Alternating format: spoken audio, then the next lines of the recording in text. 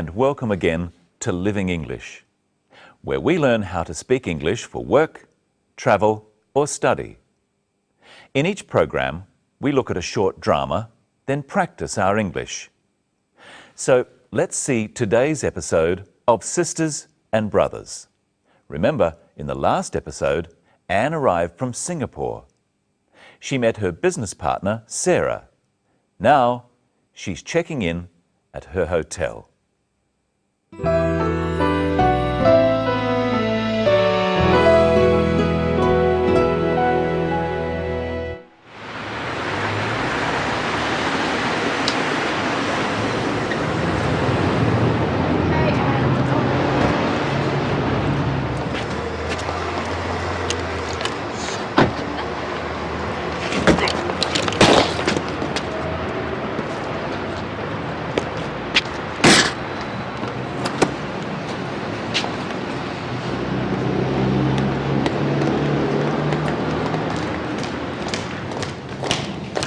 Thank you very much for picking me up. You're very welcome. You'll be all right here? Thanks, I'll be fine. And thank you, Mark, for helping with my heavy bag. Oh, don't mention it. All right then. Nice to meet you finally. I'll ring you tomorrow. Nice to meet you too. Goodbye. Good morning. Would you like to check in? Yes, please. And your name? Anne Lee? Yes. Could you just fill this out, please? How long will you be staying? 2 weeks. Are you here on business? Mainly business. Will you need a hire car? No, thank you. And will you need a map of the city? Maybe later. And will you want a newspaper in the morning? No, thank you. Okay. And how will you be paying, Ms. Lee? Credit card. Thank you. Okay. And here's your key. That's room 309. Enjoy your stay, Ms. Lee. Thank you. I hope I will.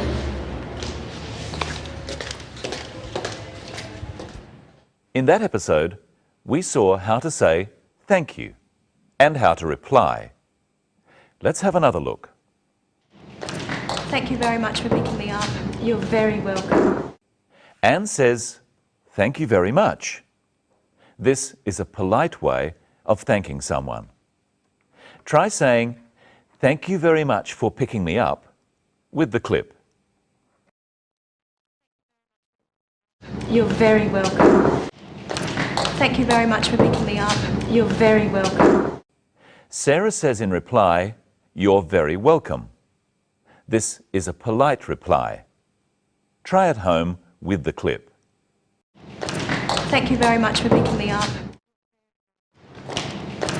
Thank you very much for picking me up.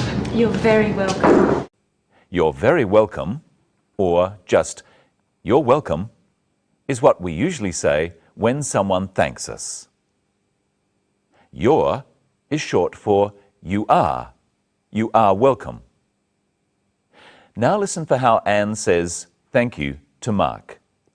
And thank you, Mark, for helping with my heavy bag. Oh, She just says thank you. There's another way of saying thank you for everyday things. Listen carefully. You'll be all right here? Thanks, I'll be fine. Anne said thanks to a polite question. For small things like this, we just say thanks.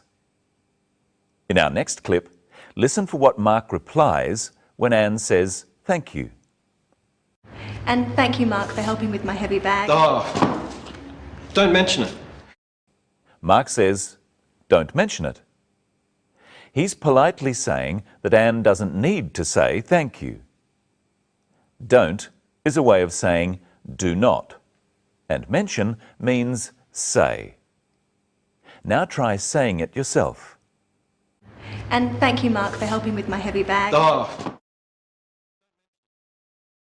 And thank you, Mark, for helping with my heavy bag. oh, don't mention it. In that episode, we also saw how to say goodbye. Nice to meet you too. Goodbye. She says goodbye as she leaves. It's a formal way of saying that you are going. Practice saying goodbye with the clip. Nice to meet you too. Nice to meet you too. Goodbye. When you get to know someone a little better, you can say, "See you later." Practice saying this after me. See you later. See you later. Now, let's look at how to ask questions about what you're going to do.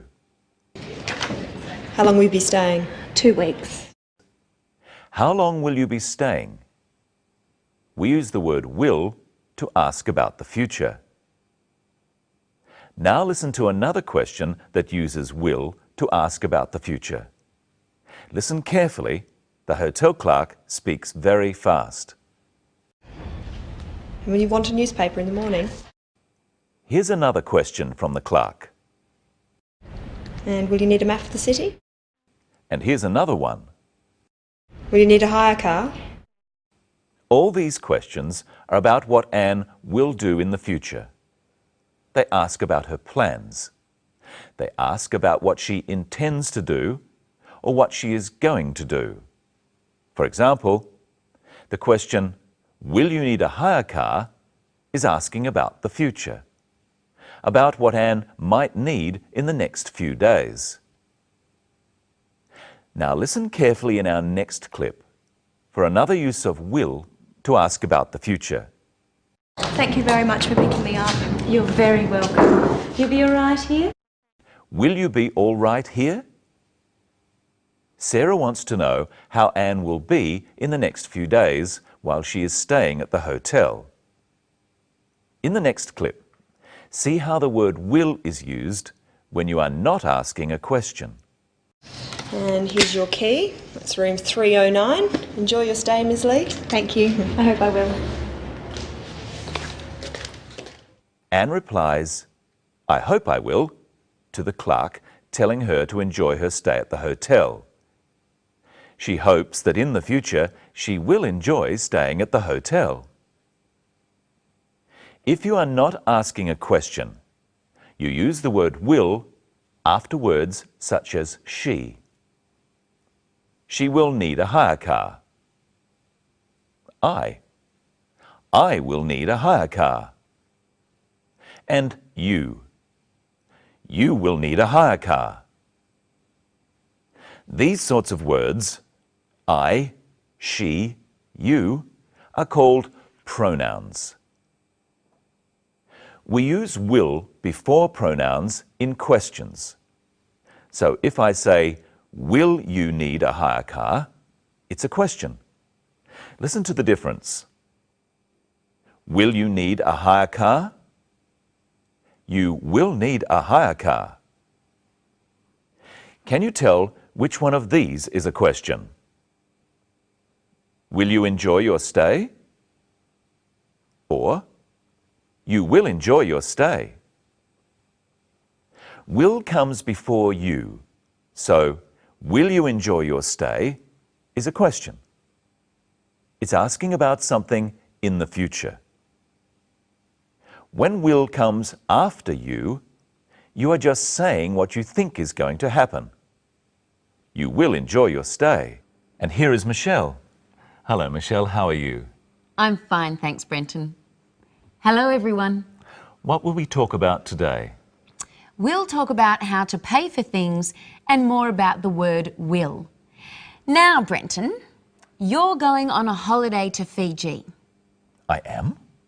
Let's pretend. I've brought some things here. Ask me if you'll need them, and you ask at home too, using will I need. Remember, it's hot in Fiji and there's lots of beaches. All right. Sunscreen. Will I need sunscreen? What do you think? Yes, you will. Traveller's checks. Will I need traveller's checks? Yes, you will.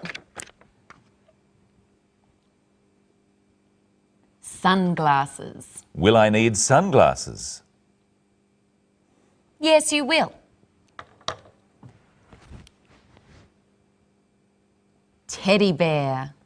Will I need a teddy bear? No, you won't. I might. Now you answer the questions. Will he need sunscreen? Yes, he will. Will he need sunglasses? Yes, he will. Will he need a teddy bear? No, he won't. Oh. Now, let's look at the scene where Anne pays for her hotel room. How does she pay? And how will you be paying, Ms Lee? Credit card. Anne pays by credit card. How else can you pay for things? Well, you can pay in cash. So we say you pay by credit card or in cash. How else can you pay? Well, you can often pay by EFTPOS. EFTPOS stands for Electronic Funds Transfer at Point of Sale.